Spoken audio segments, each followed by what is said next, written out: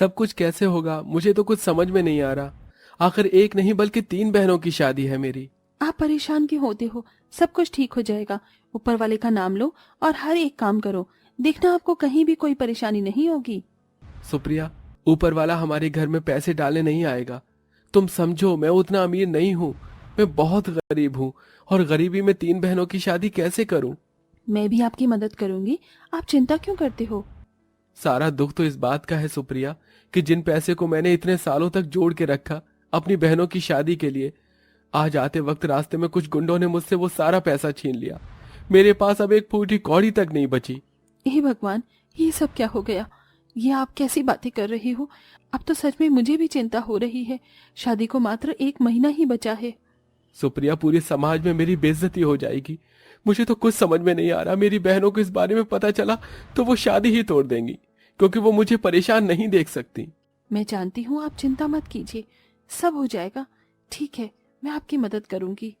रात को आपस में ये सारी बातें करने के बाद दोनों पति पत्नी सो जाते हैं। अगले दिन जब सवेरा होता है, रवि की तीनों बहनें सुबह उठकर घर के कामों में लग जाती हैं। तो वहीं सुप्रिया रसोई में सभी के लिए खाना बना रही होती है। भाभी, आज आप क्या बना रही हो? कुछ खास नहीं, चटनी और रोटी ही बना रही हूँ। अब हम तीनों बहनें की शादी में सिर्फ 1 महीना ही रह गया है। भाभी, अब तो आप हमें हमारी पसंद का खाना खिलाना शुरू कर दो, फिर तो हम कभी कभी ही आया करेंगे आपसे मिलने। सुप्रिया ये सोचकर अचानक से उदास हो जाती है। अरे भाभी, ये क्या, आप तो अचानक से उदास हो गई हो? अभी से आपका ये हाल है, जब हम तीनों शादी करके चले जाएंगे फिर आप क्या करोगी? मुझे मेरी तीनों ननद की बहुत याद आएगी। तभी सुप्रिया की तीनों नंद उसे गले से लगा लेती हैं। भाभी, हमें भी आपकी बहुत याद आएगी।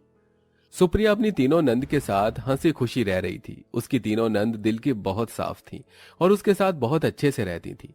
तो वहीं उनके घर में पैसों की इतनी परेशानी चल रही थी कि सुप्रिया और रवि दोनों आरती, मेघा और रेखा को इसके बारे में बताते ही नहीं है। एक दिन सुप्रिया नदी किनारे से पानी भरकर ला रही होती है। हे भगवान, कितनी गर्मी हो रही है।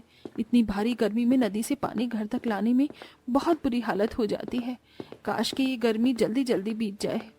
सुप्रिया अपने आप से इतना कहते हुए जा ही रही थी कि तभी उसकी सहेली ममता के घर पर कुछ लोग आए हुए होते हैं, जो उसे एक सिलाई की मशीन दे रहे थे।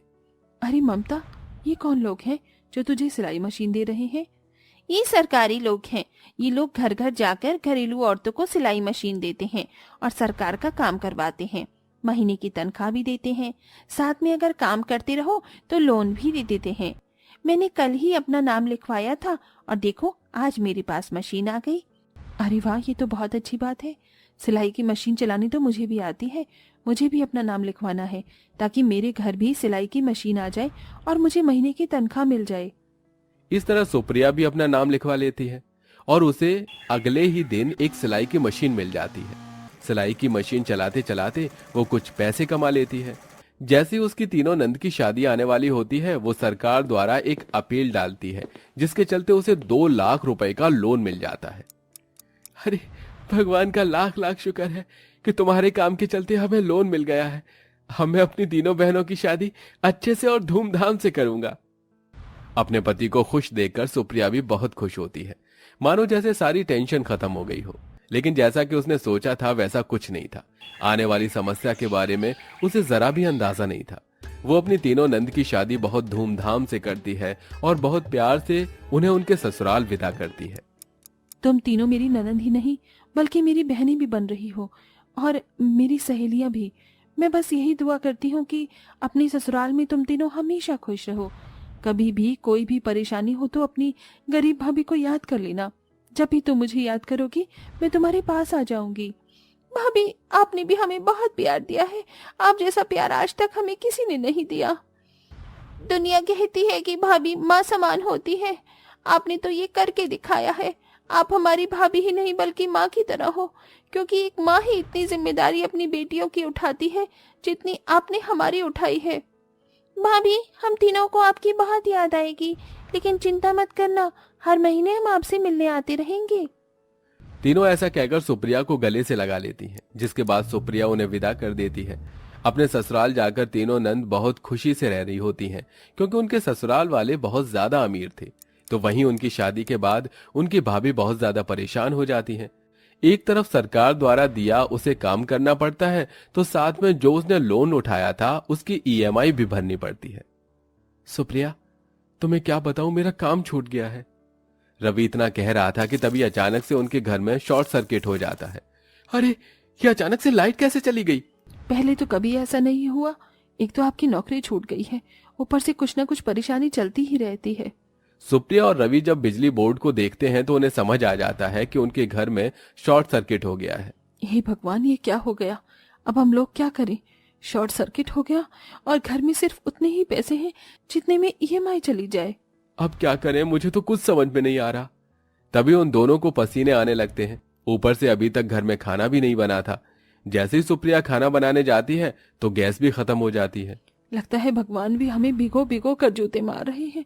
अभी शॉर्ट सर्किट हुआ तो अब गैस भी खत्म हो गई। सुप्रिया को गर्मी में चूल्हा जलाकर खाना बनाना पड़ता है। चूल्हे की गर्म आग से वो पसीने में तर तर हो जाती है। इस तरह धीरे धीरे उनकी गर्मी में बहुत बुरी हालत हो जाती है। उन्हें वो दिन देखने पड़ते हैं जो उन्होंने कभी सपने में भी नहीं सोचे थे। इधर तीनों अमीर नंद हनीमून पर एंजॉय कर रही होती हैं। वो मालदीव के बीच पर बैठी हुई अपनी भाभी के बारे में बातें करने लगती हैं। जैसे ही हनीमून से वापस लौट आएंगे तो सबसे पहले अपनी भाभी के पास उनसे मिलने जाएंगे।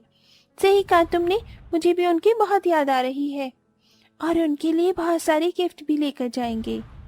तीनों नंद मिलकर अपनी भाभी के लिए गिफ्ट के बारे में बातें करने लगती हैं। जब वो अपने हनीमून से वापस लौटती हैं तो सबसे पहले अपनी गाड़ी में बैठकर अपनी गरीब भाभी के घर जाती हैं। वो जैसे ही गाड़ी से उतरती हैं तो अपनी गरीब भाभी की हालत देखकर हैरान रह जाती हैं। अरे ये क्या, घर में बिजली नहीं है? भाभी गर्मी में चूल्हे पर खाना बना रही है। तीनों नंद घर के बाहर ही खड़ी होकर अपनी भाभी की गरीबी हालत देखकर हैरान रह जाती हैं। तभी वहां ममता आती है और उन्हें उनकी गरीब भाभी की परेशानियों के बारे में बताती है। तुम्हारी बेचारी भाभी कर्ज में डूब चुकी है। न खाने की चिंता, न पहनने की, ऊपर से गर्मी में बिजली भी कट गई है। कई दिनों से बिल नहीं भरा था, इसीलिए। तीनों नंद रोने लगती हैं। हमारे रहते हुए इतनी परेशानी उठानी उन्हें पड़ रही है। हम ऐसा नहीं होने देंगे। रेखा, आरती और मेघा के हाथों में अपनी भाभी के लिए कई सारे तोहफे और गिफ्ट थे।